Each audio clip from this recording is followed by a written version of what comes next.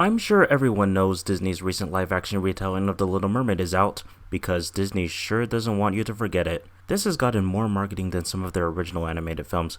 Doesn't really make sense. But anyway, I hold an unpopular opinion when it comes to the original animated Little Mermaid, and that is I don't think it's a masterpiece. While it does have beautiful animation, great songs, and a lot of fun scenes, there's one thing that drags it down, and that's Ariel. She is the worst Disney princess. She goes against her father's orders and gives up her voice to a sea witch just so she can be with a guy she barely knows, and in the end, she gets rewarded for it. Yeah, great message there. Granted, this was done a lot worse 32 years later, but this one especially bothers me since she is supposed to be the character we are rooting for. I'm not going to say King Triton was right or anything. He definitely wasn't. It's just the way Ariel went about her beliefs and desires wasn't the best way to handle the situation. It's a good movie, but not a great movie. But it's considered an amazing classic to this day, so it was inevitable that it would get the live action treatment. Not because it needed it, but we all know the real reason. Money, money matters most. Money, I can boast. It's no surprise that I dislike the live-action remakes, with the only one I think is genuinely great being the 2016 Jungle Book movie, and there are even ones that I tolerate like Pete's Dragon and most recently Peter Pan and Wendy. When I heard they were making a live-action Little Mermaid, I rolled my eyes, but in the summer of 2019, we got some news that raised my interest, and that was the announcement of Halle Bailey being cast as Ariel.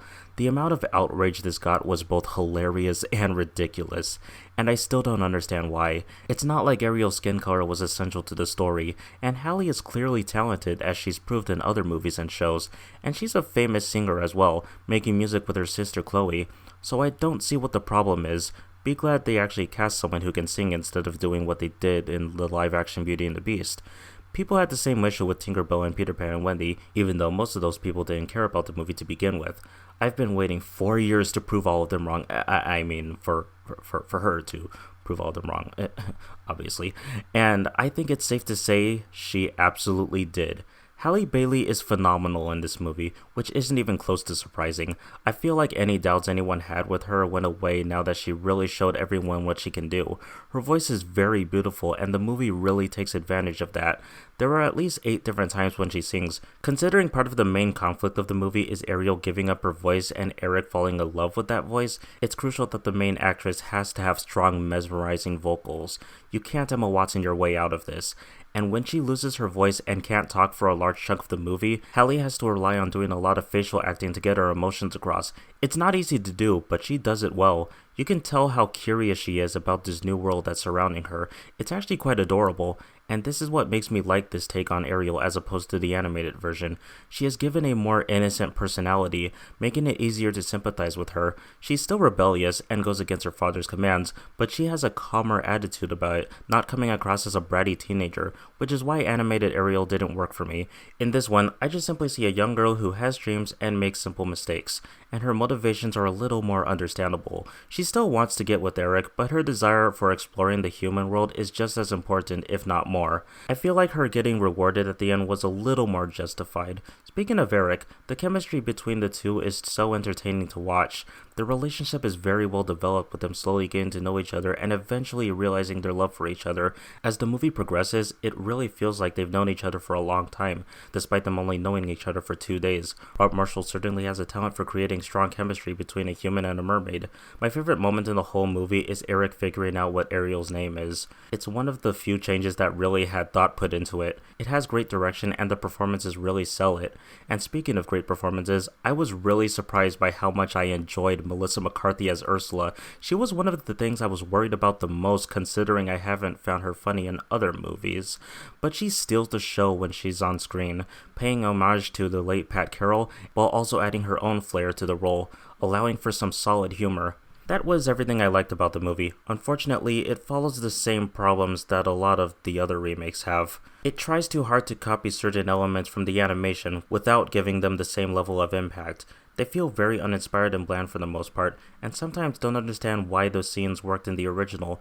This is even shown at the beginning of the movie. Instead of Ariel's sisters performing a concert, they take part in a gathering. That itself is okay, but then they realize Ariel is missing, and instead of a strong, angry reaction, it's more like an, "Oh, she's not here." The animated movie went out of its way to make this a big deal. Another questionable decision is having Ariel sing along to Under the Sea. The idea they were going for wasn't bad. It shows that despite wanting new experiences, she still loves and appreciates her current home.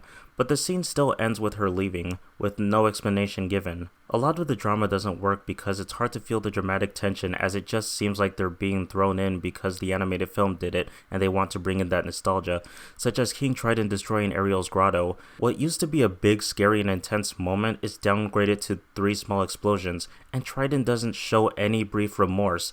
This is another reason why animation can be a stronger form of visual storytelling. It makes it easier to capture emotions. Javier Bardem is usually a great actor, but his portrayal of Triton is so boring. He looks like he doesn't want to be there. He's just saying his lines without matching the tone needed. Despite being the king of Atlantica, he doesn't seem as intimidating this time. I get they were going for a different take on the character, but he's not as hard on Ariel as he should be. He had a traumatic experience, so he should act like he cares a lot more. When the characters go on land, the movie starts to have its own identity. I appreciated them giving Eric an actual character trait. He wants to explore the sea, but his mother won't let him. Not much is done with it though, and some of the scenes that take place on land tend to drag on, causing this movie to be too long. But it was nice seeing Jodie Benson make a cameo. Still, during the second half, it felt like an actual movie was happening. It was tolerable when compared to the underwater scenes, which are really bad, mainly because of how unfinished the VFX look. The fish don't look real, and there are moments when Ariel's body is clearly CGI and it looks extremely jarring. I also felt like laughing when looking at the CG underwater hair. I would love to see James Cameron film a reaction video for this movie. Avatar 2 came out only a few months prior, and it had some of the most realistic looking underwater scenes I've seen in a movie. Sure, they were given a longer time to work on it, but it's so funny when you compare the two. And for some reason, aside from Sebastian, Scuttle, and Flounder, none of the animals talk. Not sure what the reason is.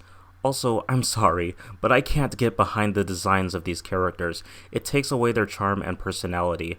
I'll give them credit though, they do try to give them some expressions. They're subtle, but they're there, except for Flounder, who is just stone-faced the entire time. I just think going for a realistic approach isn't the best decision for a movie that wasn't originally meant to be realistic. I don't care if that's the point, it still doesn't make sense, especially since they designed Sebastian after a ghost crab, a type of crab that can drown if it's underwater for too long. Also, as much as I love Daveed Diggs, his vocal performance in this wasn't very good. I guess since they saw that he can do a passable French accent, he could probably do a Jamaican accent, but not only was the accent terrible, he doesn't read his lines with any feeling. While he can occasionally get a laugh, I thought this was one of the weaker performances. But that's nothing compared to Scuttle, voiced by Awkwafina. I genuinely don't know why she keeps getting cast in things. She's really not funny and not a great actress. Scuttle appears quite a lot and is just really annoying. Also, she's not a seagull, she's a gannet, which is a diving bird that can be underwater for a certain amount of time, but there's a scene where she's talking to Ariel underwater, meaning that she's not holding her breath. This is just another case of a good idea with poor execution. Flounder didn't do much in the animated film and he doesn't do much here, so nothing has changed with that. There are some new plot points added in that are pretty questionable. Ursula is Triton's sister now, and this doesn't add anything. They do nothing with this. There's also the addition of part of Ursula's spell on Ariel being that she can't remember that she needs to get a kiss from Eric to break the curse. But why?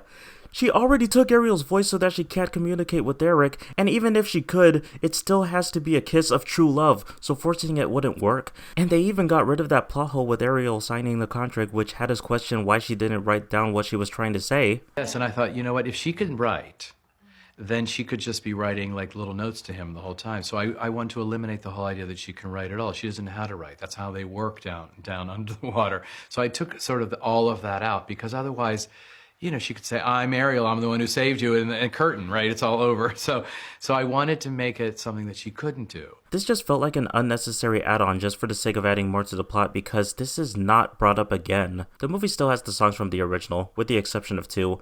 Daughters of Triton isn't included, and neither is the French Chef song. Part of Your World, as well as its reprises, are beautifully performed by Halle. One small criticism I have though is that it feels too much like a performance, like she's just singing the song without doing much vocal acting. It's still great though. I was disappointed with how they did Under the Sea. It reminded me too much of the 2019 version of Just Can't Wait to Be King. It's just animals doing animal things. It's really not fun to watch. Yet they include the verse with Sebastian listening to sea creatures playing instruments, but none of it is shown because this movie has to stick to its realism. Poor Unfortunate Souls is performed very well. I'm just sad they took out the whole body language first, considering it was essential in having her manipulate Ariel. Then there's Kiss the Girl, bland scene and further ruined by Awkwafina joining in, but it's saved by that moment with Eric finding out Ariel's name. Along with these songs, there are also 3 original songs written by Lin-Manuel Miranda. When listening to 2 of these songs without thinking of the context, they're pretty good, but when watching how they play out in the scene, they don't work entirely well. The first one is Wild Uncharted Waters, sung by Jonah Hauer-King, which is just Eric singing about how he wants to find Ariel. The vocals are nice, and the inclusion of Ariel's motif is beautiful, but it causes Eric's motivation to be confused. The scene itself is just so funny to me, and I don't know why. There's also For the First Time, sung by Halle Bailey. It's cleverly sung in her head since she can't talk, but it's pretty much just her singing what we're seeing on screen. But that's all the new songs in the movie. Kind of forgettable, but pretty nice to listen to. Oh, right. How do I put this? The Scuttlebutt is one of the worst Disney songs I've ever heard, and the worst song Lin-Manuel Miranda has ever written. I don't know why they thought Scuttle needed a song, especially a rap song. It is placed in such a weird scene. It comes right before the heartbreaking scene of Eric falling in love with another girl. The song is really bad both with context and without context, but I guess it's supposed to be funny because scuttlebutt is supposed to be a funny word and Awkwafina says it multiple times. The sad part is, it's not something that could have been cut out. It moves the plot along, but this scene didn't warrant a song. It's a scene that should be 30 seconds, but it's stretched out to 2 minutes. Though a lot of people seem to like it since I recently got attacked in a YouTube comment section for voicing my opinion on it. I don't know why Little Mermaid fans are trying this hard to attack others for simply saying things they don't like about the movie. It makes it hard to take them seriously. In a lot of cases, it's justified if the person is being unfair, like the complaints about the skin color of the main character, which is still a really dumb thing to complain about. I just don't remember other remakes getting this level of defending, especially when the live-action Mulan was coming out. There was a lot of unfair nitpicking before that movie came out, but no one batted an eye. But then it came out and it ended up being shit, but not for the reasons people thought. Yes, toxic negativity is a thing, but toxic positivity is also a thing, and I understand why people like this movie. There is great chemistry between the 2 main actors, and it does some things better than the original. It's just the overall product didn't work for me as a whole. But I think we can agree on one thing. It is better than The Little Mermaid 2. I think that goes without saying. This movie is mid. For every good decision it makes, there's also a bad decision that brings it down. It is one of the better Disney remakes though. I didn't think this was awful, just not something I need to watch again anytime soon. But Ariel is a much better character this time, mainly due to Halle's great performance. I'm excited to see her in that Color Purple remake coming out at the end of the year. Now that I've gotten through another live-action Disney remake, I can review an actual good film next week, which in this case is the sequel to Spider-Verse. Looking forward to talking about it. But as for The Little Mermaid, I don't think I would want to be part of this world.